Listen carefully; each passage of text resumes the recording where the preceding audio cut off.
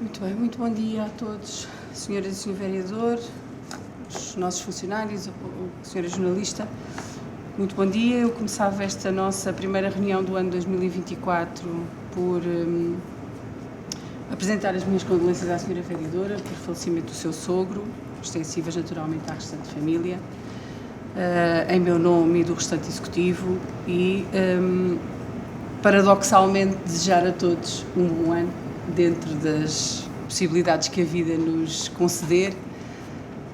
Estas situações são sempre difíceis, mas fazem parte da nossa existência e portanto, desejo a todos um ano feliz, com saúde, próspero e com tudo de bom.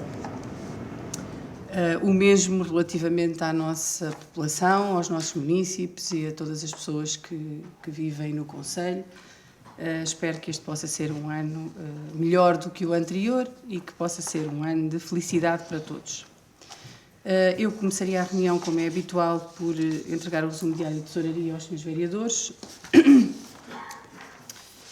dando nota que, à data de ontem, dia 10 de janeiro, o total de disponibilidades dos movimentos de tesouraria é de 1.048.647,70 €. Então, abrimos o período antes da ordem do dia e eu dava a palavra aos senhores vereadores. Faz favor, senhor vereador João Pedro Reiolos. Ora, bom dia a todos, senhor Presidente, senhores vereadores, funcionários do município presentes, bem como comunicação social. Em primeiro lugar, também deixar uns votos de bom ano para todos vós e também para todos os presentes, bem como naturalmente que para o próprio município de Alpiarça, para a população e sendo um bom ano para todos, penso que todos também beneficiamos com isso. Portanto, eu gostaria também de colocar aqui duas questões.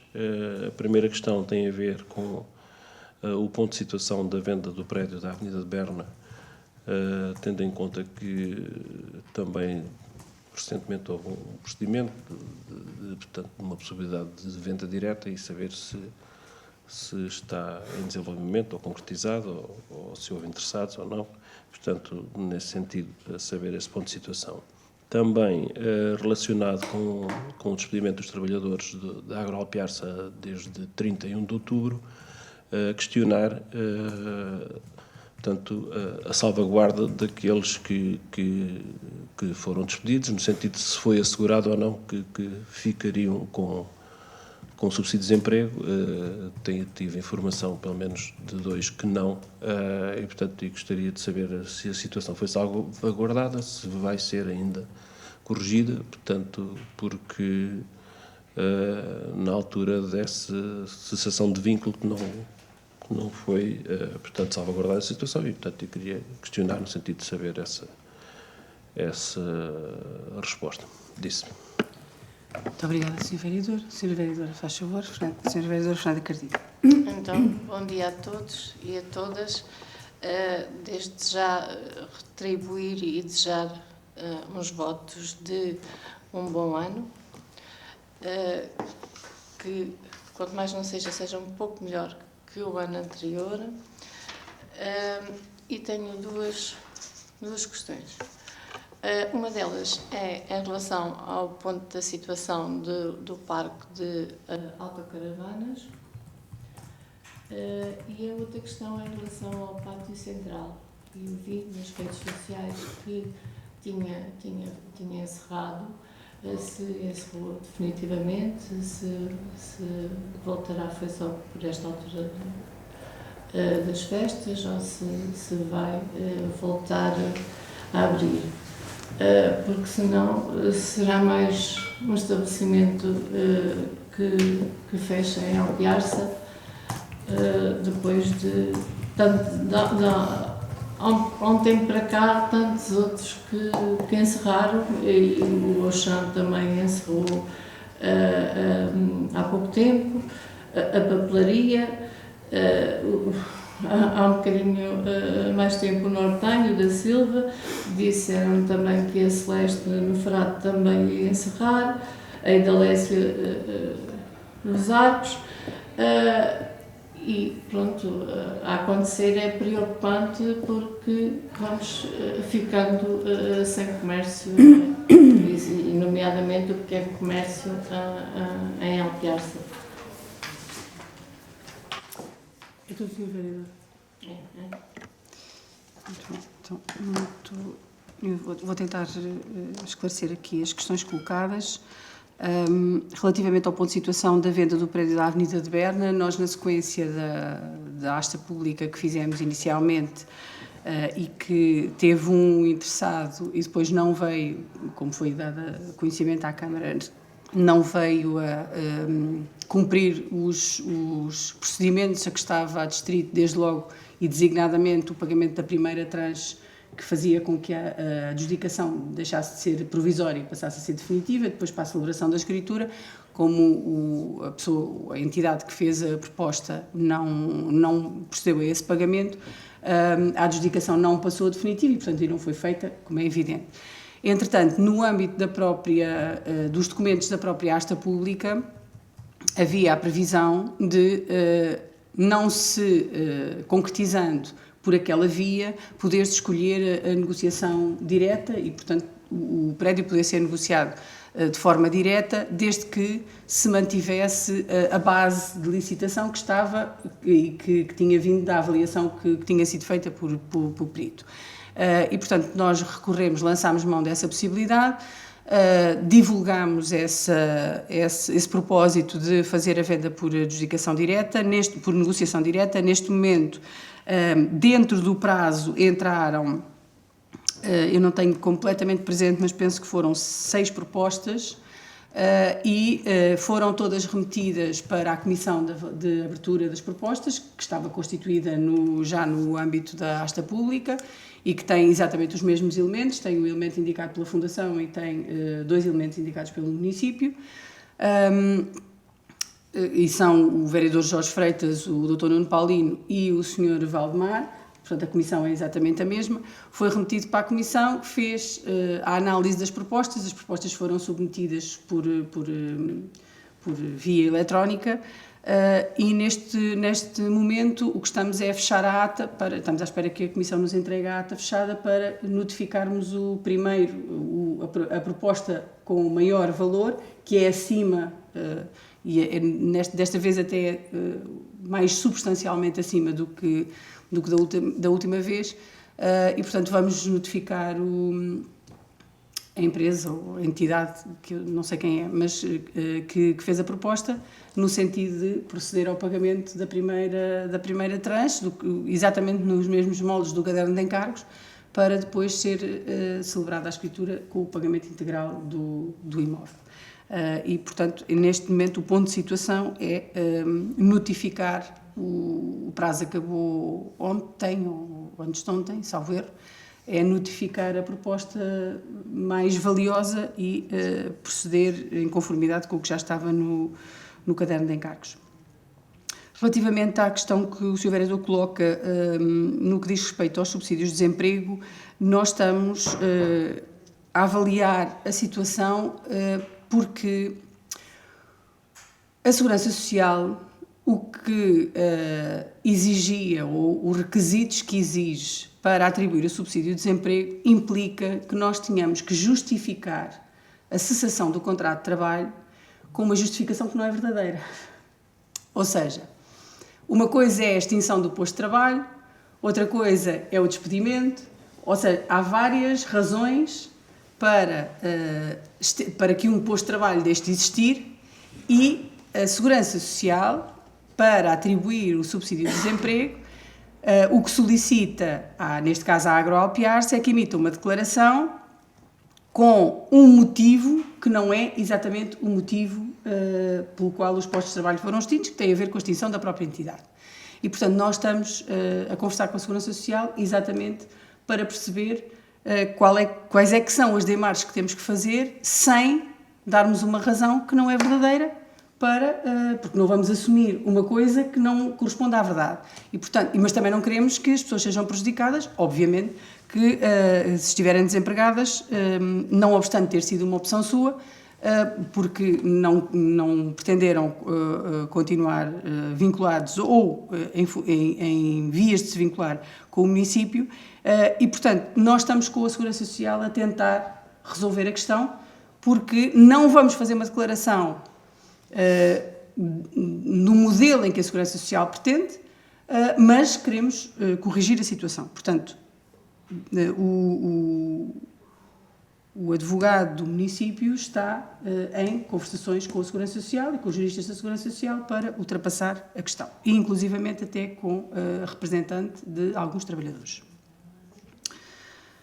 Relativamente à situação do parque de autocaravanas, nós, como demos aqui nota, propusemos a alteração do local, que aliás viemos a verificar que também não conseguiríamos autorização para além de termos definido que aquele local não era apropriado, no nosso entendimento, o local que estava definido, nem a dimensão do parque que estava proposto, viemos a perceber com as entidades, desde logo com a APA e com o Ministério da Agricultura, que não conseguiríamos licenciar aquele terreno para o parque de autocaravanas.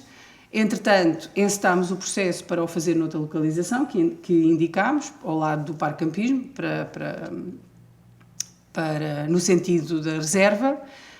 Temos submetido um pedido para desafetação da área de REN, porque aquela área também tem condicionantes de REN e de RAN, e não tivemos ainda resposta a esse pedido. E, portanto, do Turismo de Portugal, o que temos é o compromisso de recalendarizarmos a obra e, entretanto, para além daquele local, indicámos 2 outros locais, mas todos os locais têm condicionantes. Ou são condicionantes de REN e de RAN, ou são condicionantes arqueológicas.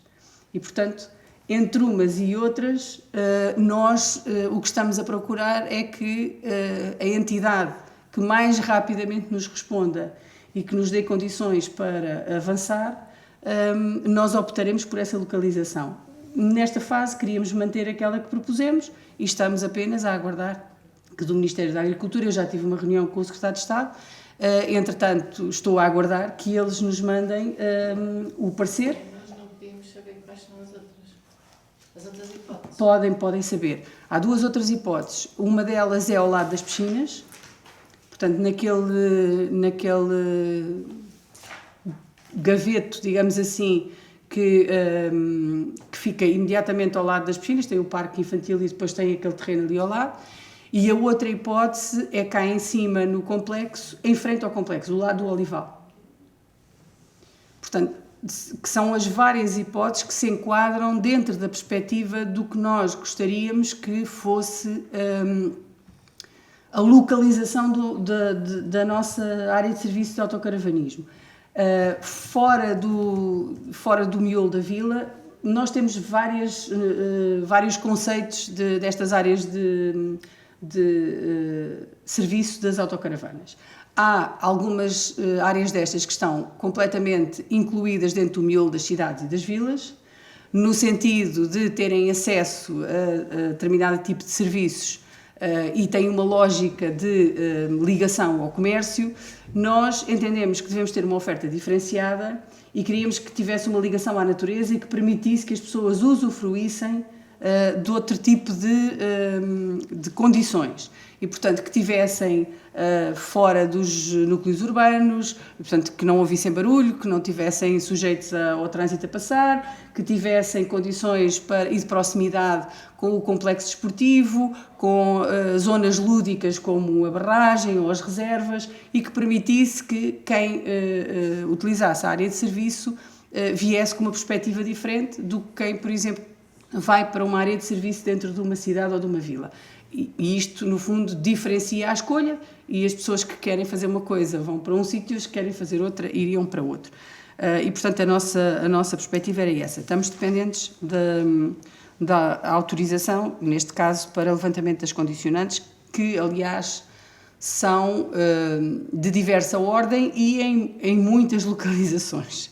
É muito difícil encontrar, e hoje com as regras que estão em vigor relativamente a estas matérias, não é fácil desafetar áreas de REN e de RAN ou áreas com condicionantes arqueológicas. Aliás, veja-se o que se passa até na própria zona industrial e no processo que nós estamos a conduzir para autorizarmos a implantação de uma nova indústria, uma nova área industrial por parte da Suprema e da construção da adega por parte da Lagoa no espaço que tem e que não tem, e portanto nós avançámos com um processo de medidas preventivas uma vez que o PDM não está concluído e portanto era preciso adiantar, mas mesmo assim não tem sido de todo fácil numa área que já está consolidada como área industrial, etc.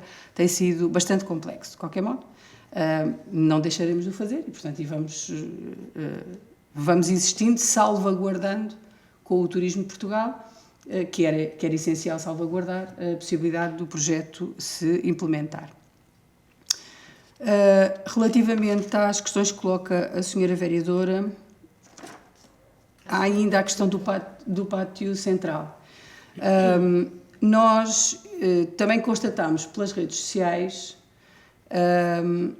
o facto de o proprietário do pátio central e, portanto, o concessionário daquele espaço ter feito uma publicação onde imputa responsabilidades ao município pela falta de limpeza das casas de banho e aparentemente quer dar a indicação de que terá sido essa a razão para fechar o estabelecimento. Nós respondemos ao proprietário, à empresa, neste caso, que é concessionária, com a minuta do contrato que foi assinado e portanto, que se mantém nas mesmas condições que todos os outros contratos de concessão e designadamente naquele local que aconteceram, em que, mantendo-se as casas de banho como casas de banho públicas, incide sobre o concessionário do espaço a limpeza das casas de banho. E, portanto, nós percebemos também ao longo do dia que foram feitas várias publicações e todas elas iam remetendo para a hora posterior à abertura, verificando-se depois, afinal, que a desculpa até era a questão da limpeza das casas de banho. As casas de banho estão a funcionar normalmente. Nós até já tínhamos tido uma reunião para colocar em cima da mesa a possibilidade das casas de banho ficarem exclusivamente afetas ao restaurante e não serem casas de banho públicas, porque de facto há ali um constrangimento relativamente à utilização das casas de banho. Por exemplo, num dia de chuva, de inverno, de frio, os utilizadores do restaurante têm que sair à rua para ir à casa de banho e, portanto, e também não há a possibilidade de haver ali alguma segurança na utilização, mas as situações que foram verificadas foram sendo ultrapassadas, inclusivamente com, inicialmente, algumas situações que tinham a ver com o entupimento ou com o mau funcionamento das casas de banho, que foram resolvidos e, portanto, foi respondido ao concessionário que o município não aceita a justificação da falta de limpeza das casas de banho, uma vez que isso é uma obrigação que lhe impende a ele, e foi-lhe dada nota de que se encontram em atraso pelo menos 2 rendas e as respectivas indemnizações pelos atrasos, e, portanto, foi-lhe solicitado o pagamento. Não foi indicado pelo concessionário qualquer intenção de fechar definitivamente, pelo menos que nós tenhamos conhecimento, mas também temos conhecimento que houve despedimento de funcionários, porque pelo menos uma das funcionárias veio à Câmara e à Ação Social pedir ajuda porque alegou não ter recebido nenhum vencimento desde que começou a trabalhar. E, portanto, estava com dificuldades em cumprir as suas obrigações e veio solicitar ajuda à Ação Social e a situação foi analisada pelo Gabinete da Ação Social. Portanto, o município desconhece se o restaurante vai abrir novamente ou não ou quais é que são as intenções, eventualmente, do concessionário. Sendo certo, e também informo, que deu entrada a um pedido do concessionário para o alargamento da área de esplanada, com a colocação de uma estrutura amovível, com os pilares em metal e depois em vidro, que visava, digamos que, fechar aquela área de esplanada, dando ali melhores condições por causa do frio, das entradas, etc. E, portanto, deu entrada a um pedido que foi remetido para o gabinete devido e que está a ser analisado. E, portanto, nesta lógica, não lhe sei dizer mais nada. Relativamente ao encerramento de estabelecimentos, Sra. Vereadora, nós também nos preocupamos e temos a noção que muito daquilo que são as consequências desta crise e o aumento substancial dos preços dos bens de produção tem um impacto relativamente grande na vida das empresas e, sobretudo, das pequenas empresas ou do pequeno comércio. Mas a verdade também é que há razões muito diferenciadas para alguns destes encerramentos. Há encerramentos que nós podemos imputar diretamente à crise ou à falta de clientes ou à falta de dimensão para continuar os negócios. Há são situações pontuais de problemas de saúde das pessoas, de problemas financeiros ou acumulação ao longo dos anos de processos de dívidas e penhoras e etc., que levaram depois a estas conclusões. Portanto, há diferenças, nós não podemos dizer que genericamente os estabelecimentos estão a fechar com base todos na mesma razão. Mas isto é preocupante naturalmente, porque é verdade que alguns têm fechado, outros têm aberto, mas uma coisa não compensa a outra e o que nós gostaríamos de facto era que os estabelecimentos comerciais, sobretudo do comércio local, não encerrassem e temos feito aquilo que está ao nosso alcance nas situações que não são exatamente estas questões pessoais ou de saúde, ou etc., para as quais obviamente não podemos ajudar, mas temos procurado encontrar soluções que facilitem e viabilizem a continuidade dos negócios por parte das pessoas. Não sei, penso que respondi. Queria ainda neste período dar aqui três notas que julgo que são importantes. A primeira é que nós lançámos a partir do dia 1 deste ano 2024 o projeto dos transportes a pedido na Lesíria do Tejo. Este projeto é um projeto da comunidade intermunicipal feito com cada um dos municípios, uma vez que as realidades são diferentes e, portanto, a oferta que cada um dos municípios tem também é diferenciada.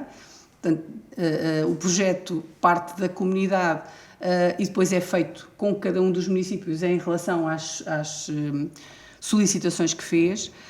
Nós entendemos que era útil e era importante fazermos uso deste projeto que prevê a possibilidade de transporte a pedido em táxi, portanto com circuitos pré-estabelecidos e com marcação prévia a preços que são competitivos do ponto de vista do consumidor, da pessoa que recorre a ele, uma vez que o município assume uma percentagem substancial dos custos que estão relacionados com este serviço. E o que nós... Também é verdade que há uma limitação relativamente aos dias e às horas a que este transporte pode ser utilizado, uma vez que ele não pode ser concorrencial com os transportes públicos. Portanto, nos percursos e nas horas em que as pessoas têm acesso a transporte público, se quiserem, nós não podemos ter este serviço. E, portanto, o serviço funciona fora desses horários, nestes percursos que estão pré-estabelecidos e que prevêem que haja aqui uma ligação, sobretudo do Frade de Cima a Alpiarça, uma vez que do Casalinho nós temos mais facilidade em termos de transporte público, e que haja aqui também uma oferta que foi uma preocupação nossa de transporte para a estação ferroviária em Santarém e o hospital. Estamos a falar de dias e de períodos, neste caso a partir do centro da zona do Clube Desportivo Os Águias, para a estação da CPI para o hospital aos sábados, o que permite, por exemplo, que pessoas querem ir fazer visitas a familiares e que não têm transporte próprio, ou que querem viajar, apanhar o comboio, também têm esta facilidade, e às quartas-feiras, em período não escolar, também para o hospital, em horário que permite também aceder às visitas. Isto numa primeira fase. Estes transportes podem vir a evoluir mediante as necessidades que se vão sentindo e, portanto, nesta fase estão implementados e a partir deste início de ano podem ser utilizados pelos nossos municípios. Queria fazer uma referência à nossa Unidade de Saúde Familiar. para dar nota que, depois deste percurso e deste esforço gigantesco que fomos fazendo, neste momento a Unidade de Saúde Familiar de Alpiarça é uma unidade tipo B, foi classificada como tal a partir do início do ano. Este trabalho de transição de unidade A para a unidade B, não obstante a abertura que houve da parte do Governo em fazer a transição em várias unidades de saúde, é um trabalho dos profissionais que estão na unidade. É um trabalho que tem que lhes ser reconhecido a eles. Foi muito importante haver aqui o empenhamento e um compromisso em fazer todos os procedimentos, adotar todos os procedimentos necessários para que esta transição ocorresse de forma natural, dadas as possibilidades. E, portanto, foi um compromisso assumido desde o primeiro momento, também em diálogo com o município. E a partir de hoje, o quadro médico da Unidade de Saúde Familiar está completo. Ou seja, a partir de hoje, a nossa Unidade de Saúde Familiar tem 4 médicos, 3 médicas e 1 médico, que estão capacitados e em condições de fazerem, com o seu serviço, uma cobertura total, em termos de médico de família, da nossa população. Como sabem, Srs. Vereadores, este foi um processo que foi necessário agilizar com a intervenção do próprio município.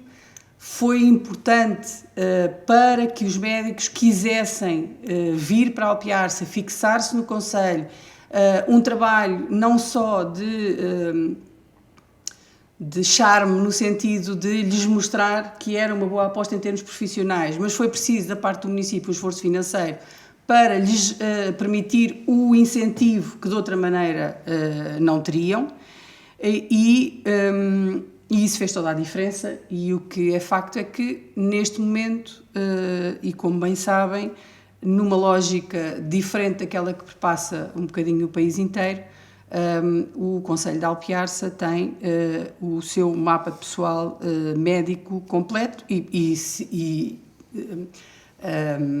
por maioria de razão, tem um mapa de enfermagem, quer de enfermeiros, quer de assistentes técnicos, quer de assistentes operacionais, completo. E, portanto, a unidade está em condições de funcionar como unidade tipo B, com todos os profissionais cuja legislação permite que ali estejam. Eu julgo que isto é uma boa notícia para o nosso concelho e é, sobretudo, uma boa notícia para os nossos municípios e para as pessoas que, num momento tão difícil da vida do SNS, lhes permitirá também ter aqui mais alguma tranquilidade. Finalmente, porque estes assuntos também são normalmente tratados nas redes sociais de forma, diria eu, bastante irresponsável, mas, enfim, as coisas têm o valor que têm. Eu queria dar aqui nota relativamente à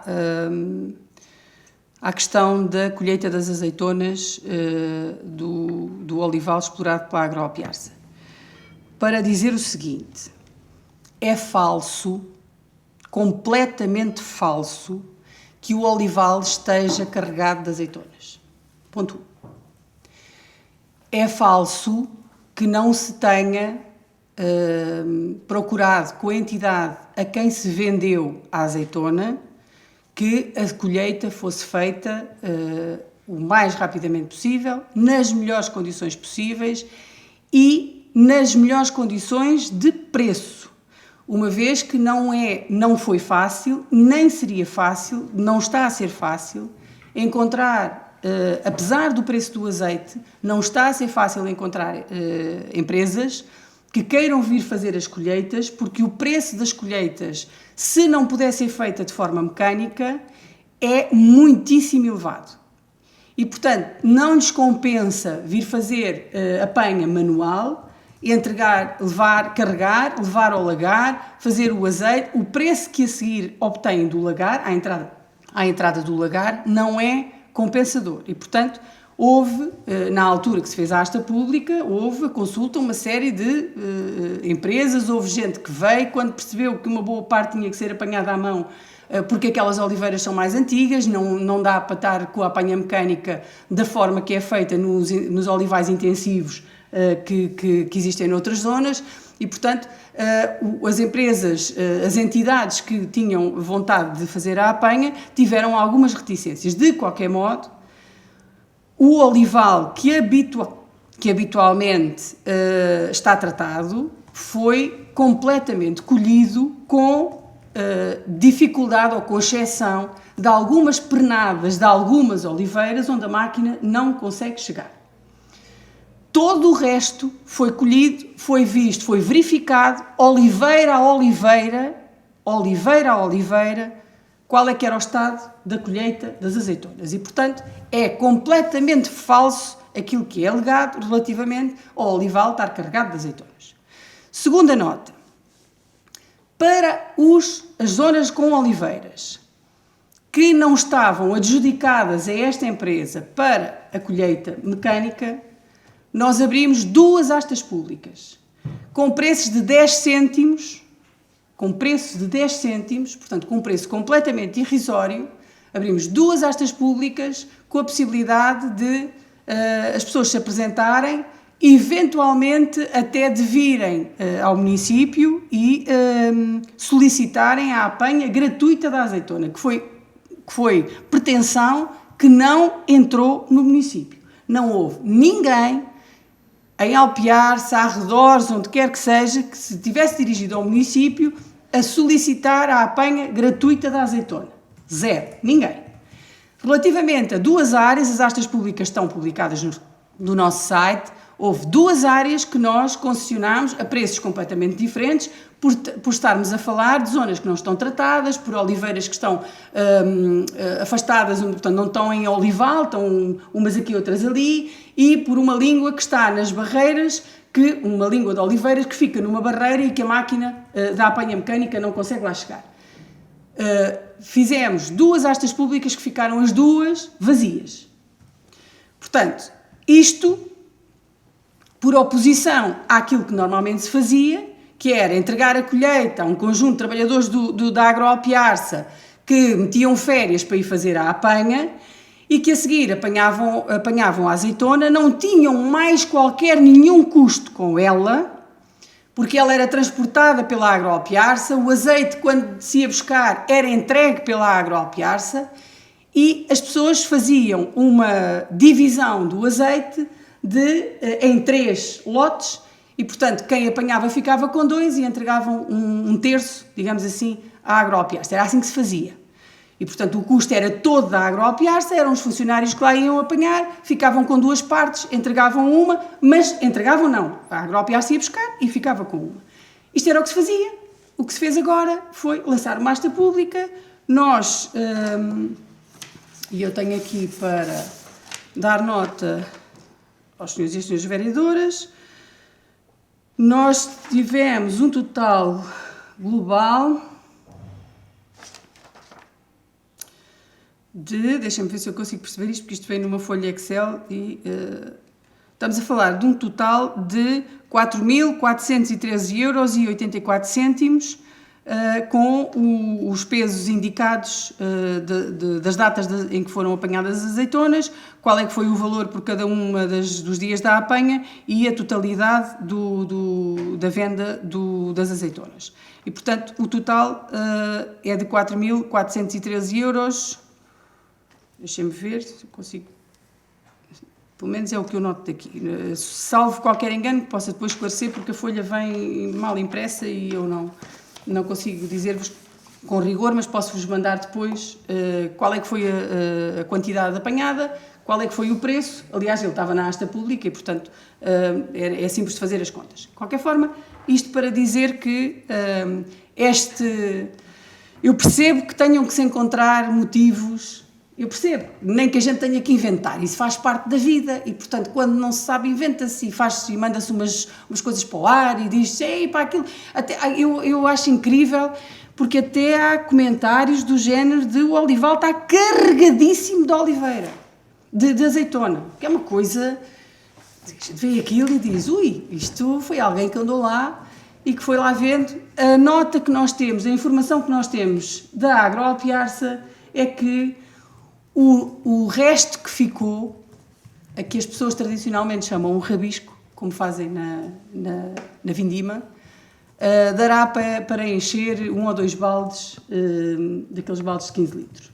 Portanto, dito isto, eu acho que está tudo dito. De qualquer maneira, é preciso fazer o esclarecimento para as pessoas não tomarem as coisas por verdadeiras quando gratuitamente se fazem acusações e se dizem este tipo de coisas. Eu queria deixar esta informação, porque acho que também é importante e a reunião de Câmara é pública, as pessoas têm acesso à informação. De qualquer maneira, a realidade está lá, portanto, quem quiser lá ir ver, também pode ir ver. Sim, senhora vereadora, pode sim, senhora. Em relação, pronto, eu não ia falar em relação a isso, mas em relação a isso, se a senhora vereadora nos está a querer acusar de alguma coisa, se a senhora presidente nos está, é que, como sabe, nós não usamos, ao contrário do que eu dizia, quando eram os senhores vereadores da oposição, nós não temos usado as redes sociais para dizer o que quer que seja. Aliás, esse assunto da azeitona eu até já o tinha perguntado aqui. E como a senhora Presidente agora disse, está à vista, portanto as pessoas comentam com certeza que é o que vêm. Não é porque a gente, é o que lá está. A gente vê o que quer. A gente vê o que quer, senhora vereadora. É o que vem.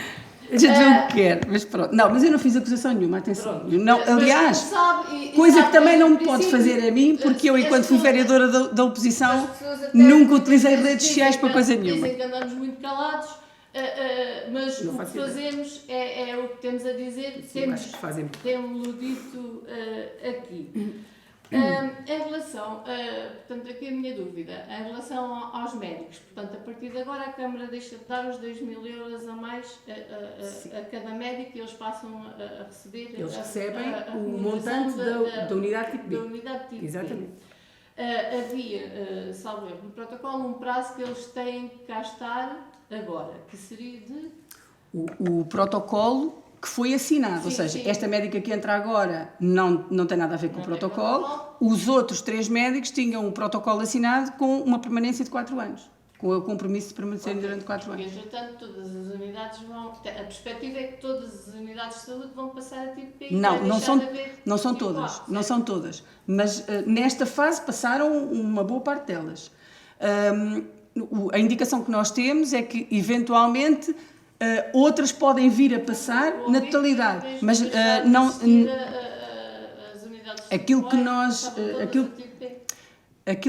A informação que nós temos é que na prática vão deixar de haver unidades tipo A, tipo B, vai haver uma única tipologia de unidades, certo? Mas isto é feito por fases e agora houve um conjunto delas que transitaram, as que estavam em condições. Porque nós não tínhamos bem a noção, quem não está na área da saúde tem alguma dificuldade em perceber como é que funcionava, mas a transição não era automática. Ou seja, nós podíamos dizer assim, se nós tivermos lá os médicos certos, os enfermeiros certos, etc., que são as exigências da unidade tipo B, podemos passar automaticamente, mas não. Há um trabalho de... estatística, de análise, de carregamento de dados, etc., que tem que ser feito e estar pronto a uma determinada percentagem para poder haver autorização para a transição. E foi esse trabalho que os nossos profissionais foram fazendo de uma forma muito intensiva, porque não estava feito. E houve aqui várias razões para não estar. Designadamente a pandemia, e portanto isso implicou que houvesse uma dedicação às questões da pandemia e não houvesse capacidade para fazer o resto do trabalho. De qualquer modo, por isso é que esta unidade, a par com um conjunto de outras no país, transitaram para B porque tinham condições para transitar. Algumas não transitaram porque não tinham. Eventualmente, no futuro, podem criar as condições. Penso que o objetivo, é haver uma única tipologia de unidade. Mas foi o que me foi comunicado. Está tudo, não está tudo bem. Pronto. Então, nós dávamos então início à nossa ordem de trabalhos e o ponto 1 é a proposta data da reunião ordinária da Câmara Municipal realizada no dia 14 de dezembro, que vem para deliberação. Eu punha à discussão das senhoras e senhores vereadores, se tem alguma proposta. Tenho só aqui uma nota. Sim. Na página 4, é apenas um acento a mais, onde diz evita... Precisava nessa. É seguinte, já está. Foi só isso. E não sei se o facto do Presidente não ter estado, se consta na primeira folha, se não. Se é só... Não, isto é só a indicação. É só a indicação. Depois Okay. no início Depois da no ata, início pelo já menos está. costuma ser assim, no início da ata Sim, então pronto. já diz que estou ausente. Eu não vou votar esta ata porque estive ausente da reunião, mas por acaso li a ata e, portanto, também não verifiquei, não identifiquei assim nenhum erro especial. Muito bem, então assim sendo, eu punha a ata à votação, quem vota contra, quem se abstém, está aprovado por unanimidade, sem o meu voto por não ter estado presente. Deixa eu ver se eu encontro aqui.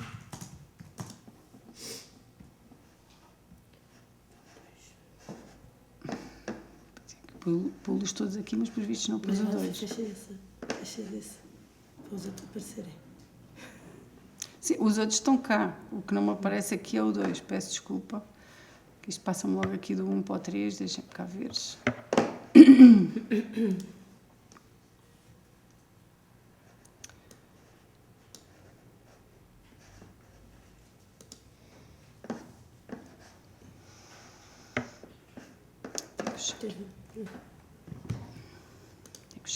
Não tenho...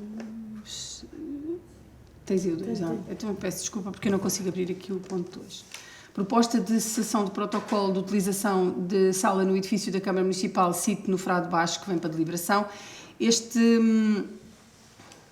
protocolo estava feito com o Dr. Mário Macovei, licenciado em Medicina Tradicional Chinesa pela Universidade do Dr. Pedro Choi, que tinha um protocolo que teve início a 1 de janeiro de 2015 e tem vindo a ser sucessivamente renovado.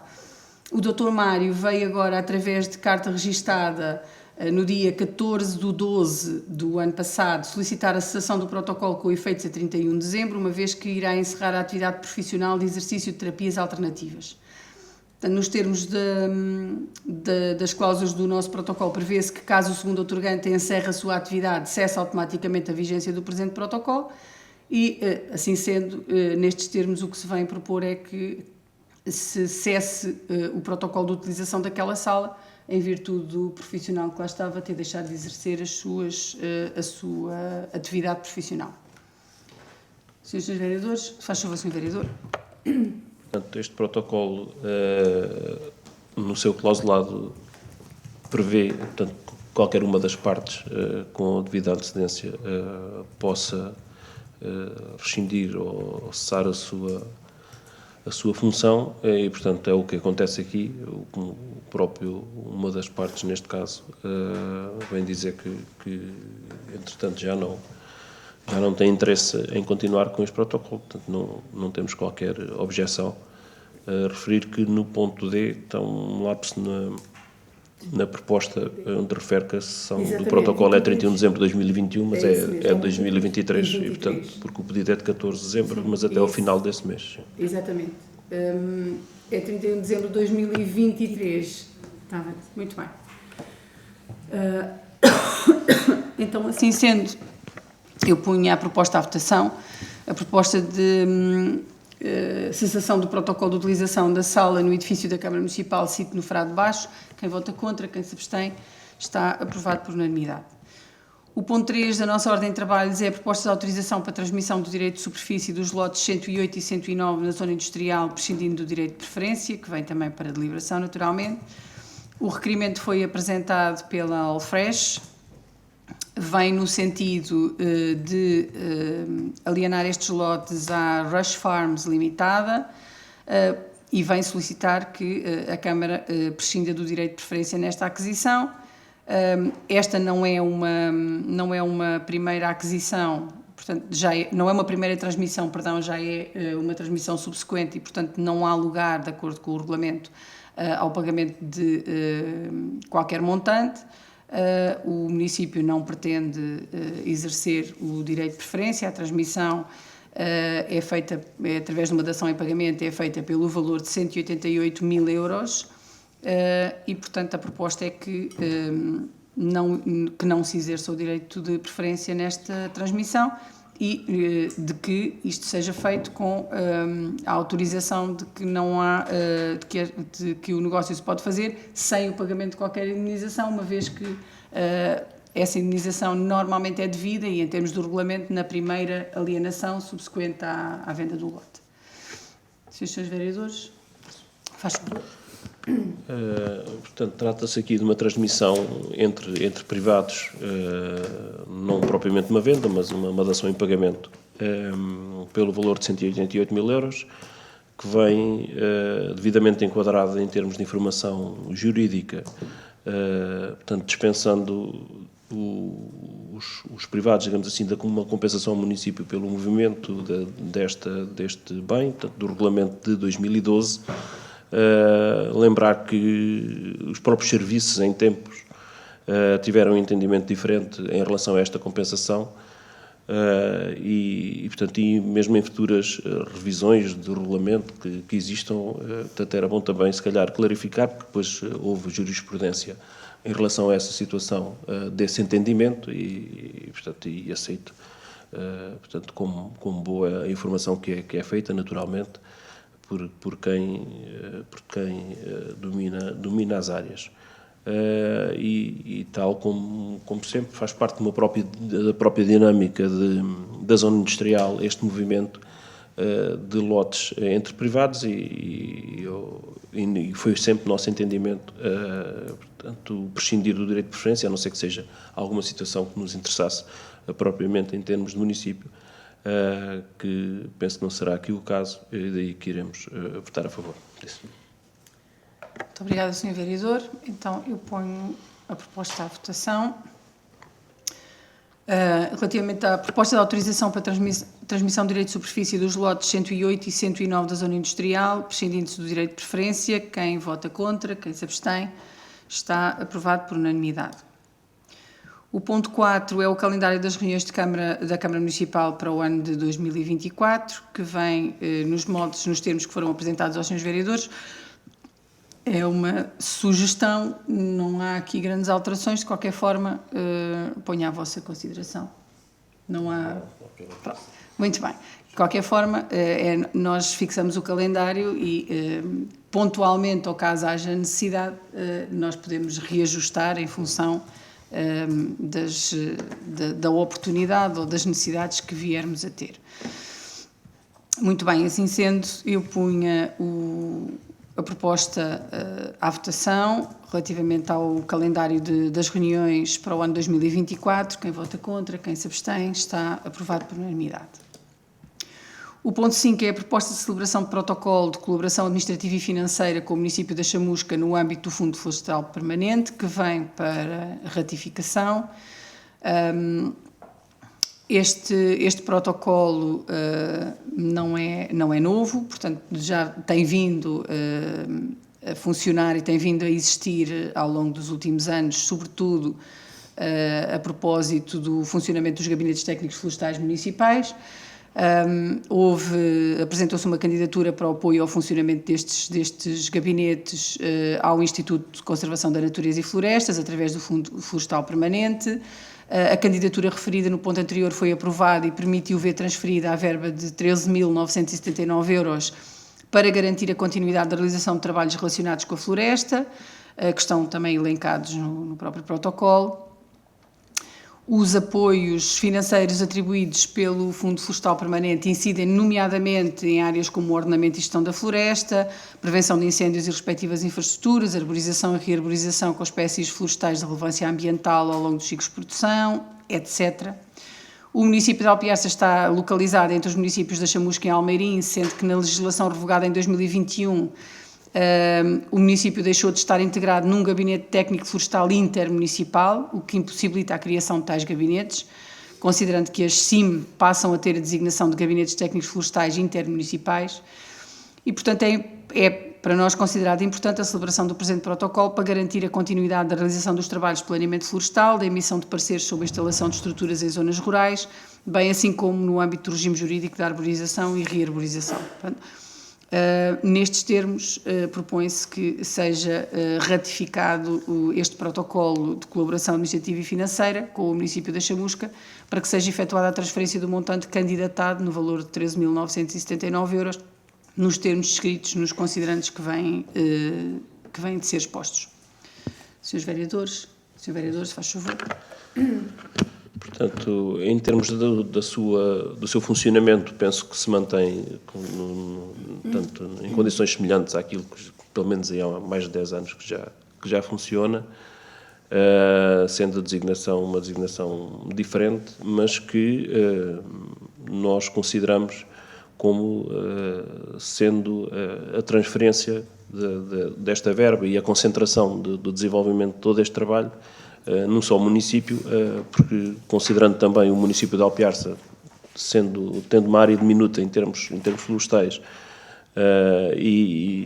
portanto, concentrando aqui estes meios financeiros destes 3 municípios para que se desenvolva um trabalho em conjunto que será muito mais profícuo do que propriamente individualmente, que a verba acabava possivelmente para não servir para quase nada e assim com esta concentração sendo mais vantajoso para todos os municípios e neste caso particularmente para o município de Alpiarça, daí que iremos votar.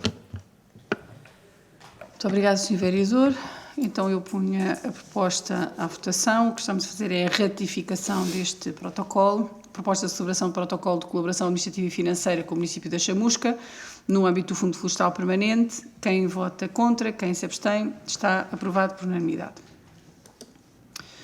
O ponto 6 é a proposta de deliberação para a atribuição da arrecadação no primeiro piso do mercado municipal, que vem para deliberação. Foi apresentado pela requerente Cláudia Isabel Pontes António, na qualidade de titular de direito de ocupação das lojas números 13 e 14 do mercado municipal, um pedido de autorização para arrendamento de uma arrecadação situada no primeiro andar. Como sabem, o município criou áreas de arrumos numa das alas do primeiro andar, de forma a dar apoio ao comércio que temos, sobretudo de restauração, que temos no piso térreo do mercado.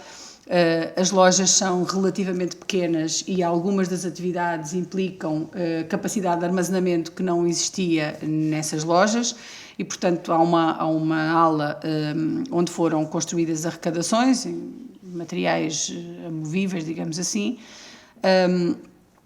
O espaço que a empresa requerente pretende ocupar encontra-se livre.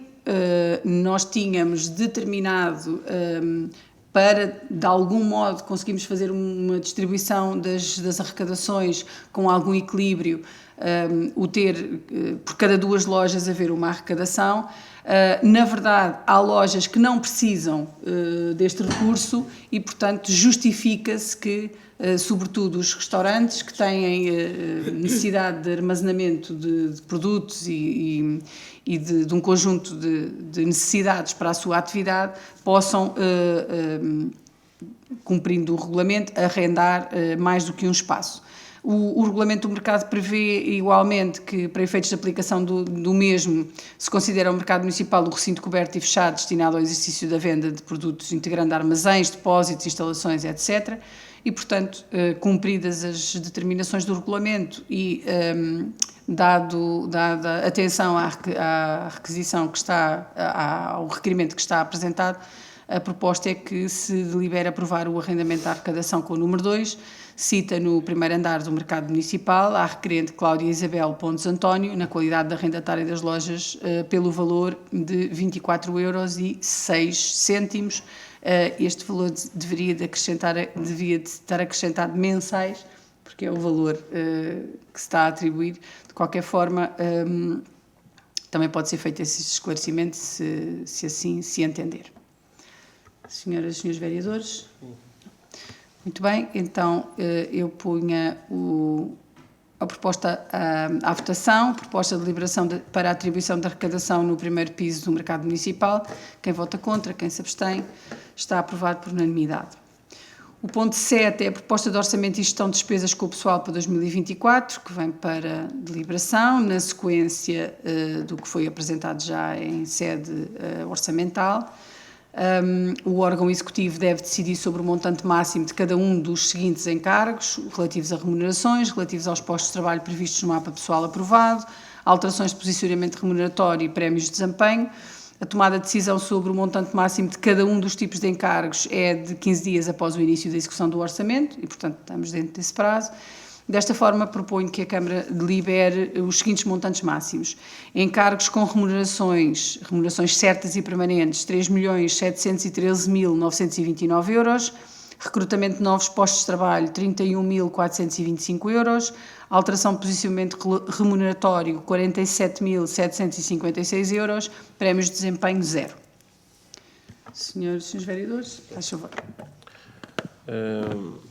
Esta proposta de orçamentação e gestão de despesas com o pessoal para 2024 é uma formalidade, portanto, obrigatória do órgão executivo Câmara Municipal, e daí que nós, apesar de termos votado e nos abstido em relação ao orçamento, aqui trata-se de uma formalidade para que se possa implementar aquilo que já está definido em termos de orçamento, uma formalidade do órgão para permitir também o pagamento de remunerações aos funcionários e, portanto, nesse caso, sendo portanto, uma obrigatoriedade também do próprio órgão Câmara Municipal, iremos votar a favor.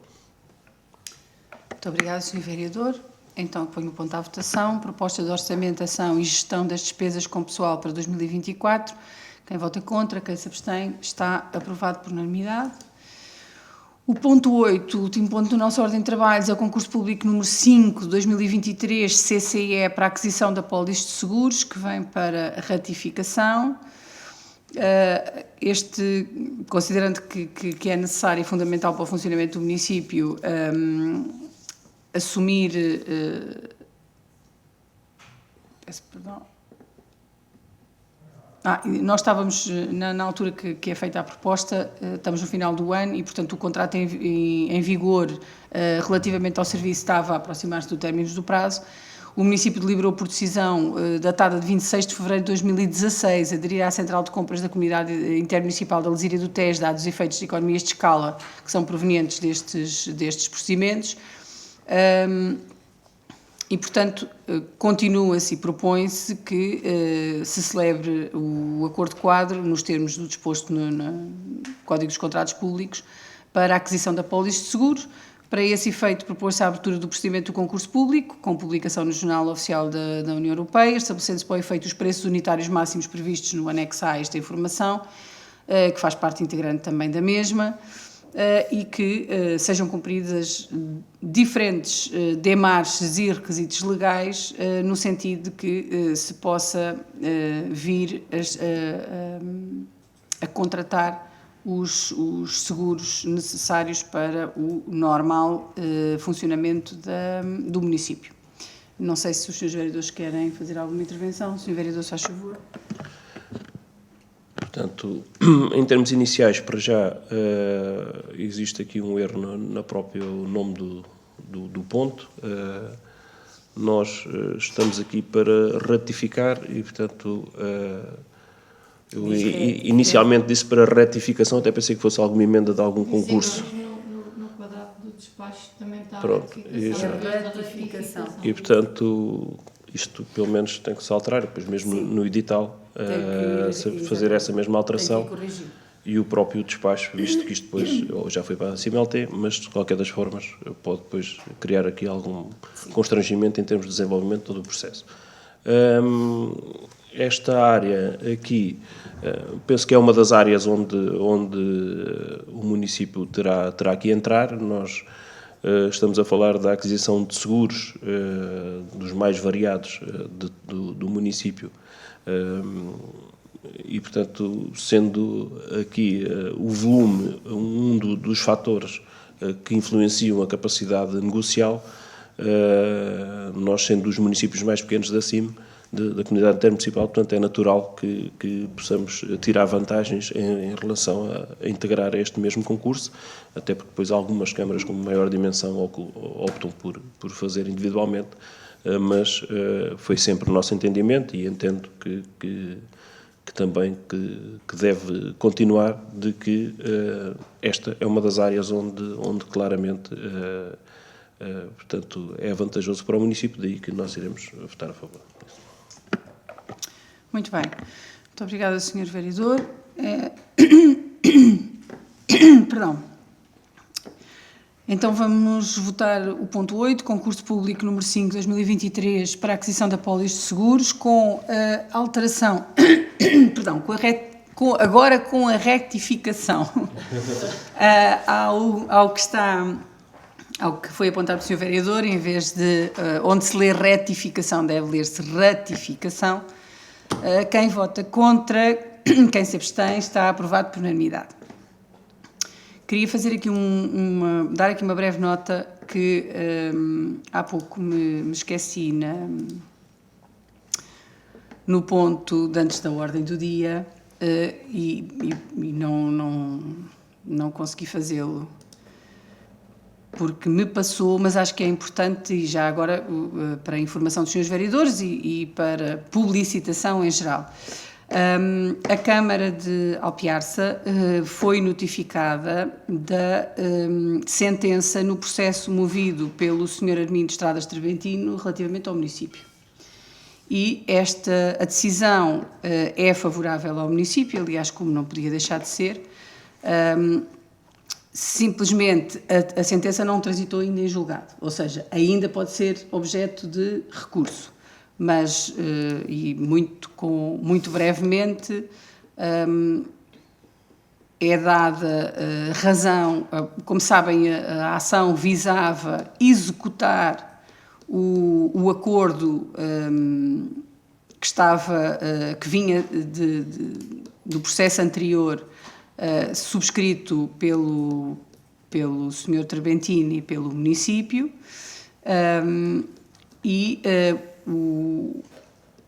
o senhor alegou em tribunal, pediu a execução do acordo e alegou que o município não cumpria com as obrigações a que se vinculou nesse acordo. É por demais sabido, já se sabia antes e agora mais propriamente, porque, entretanto, o município, com o executivo atual, encetou efetivamente as obras a que estava obrigado e a que se tinha vinculado. Houve uma fase anterior, já reconhecida pelo anterior executivo, de que houve a tentativa de levar a cabo pelo menos algumas das intervenções que estavam previstas no acordo e que sempre o Sr. Treventino se foi opondo ou criando dificuldades a que isso se concretizasse. Desta vez, com o início efetivo das obras, foi possível verificar que isto não se passava só antes, continua-se a passar e continua a haver dificuldades porque, e o Tribunal reconhece isso, há um entendimento diferente da parte do Sr. Treventino relativamente àquilo que consta do acordo. E, portanto, aquilo que foi subscrito, acordado entre o município e o Sr. Treventino, está escrito, foi assinado por ambos e foi aquilo que foi aceite. De lá para cá, o senhor entende uma coisa diferente daquela que está lá escrita. E, portanto, isso tem feito, de algum modo, com que haja aqui interpretações diferentes e ele se venha a opor a que as obras se realizem. Como sabem, se já tiveram a oportunidade de ver, as obras continuam, exatamente nos termos do que está no acordo, com as dimensões de estrada, com a colocação do muro a que estávamos também obrigados a colocar, e neste momento o passo seguinte é o avanço até criarmos condições para que haja uma ligação e que haja a possibilidade de usufruir daquele caminho que é público. A sentença veio julgar procedente a oposição que o município fez à execução mediante os embargos de executado, e, em consequência, veio determinar a extinção da execução que contra o mesmo foi movida por Armindo Estradas Treventino e a sua esposa. Julgarem improcedentes os pedidos cruzados de condenação das partes como litigantes de má-fé, que foi alegado quer por uma parte, quer por outra, e, portanto, as custas correm naturalmente pela parte que não teve razão. Nós continuamos neste momento, independentemente de tudo, a sentença não transitou em julgado, mas veio-nos dar razão. De qualquer forma, nós estamos a procurar concluir aquilo que está no acordo, de forma a que se cumpra o que lá está, que é, consideramos nós, aquilo que é rigoroso, aquilo que corresponde à verdade e aquilo que corresponde efetivamente à necessidade de nós permitirmos, coisa que o senhor nunca fez, permitirmos que aquele caminho seja transitado pelos proprietários que têm terrenos depois da sua propriedade e que não têm acesso a eles em virtude de ele, ao longo dos anos, o ter vindo a negar. Portanto, é uma boa notícia no sentido em que há um reconhecimento por parte do Tribunal que o município está a fazer aquilo a que está obrigado a fazer e que não assiste razão ao Sr. Treventino. E pronto, queria deixar-vos esta nota porque a sentença veio esta semana e portanto, era comunicar-vos isto. Vanessa, por favor, liga a minuta da ata.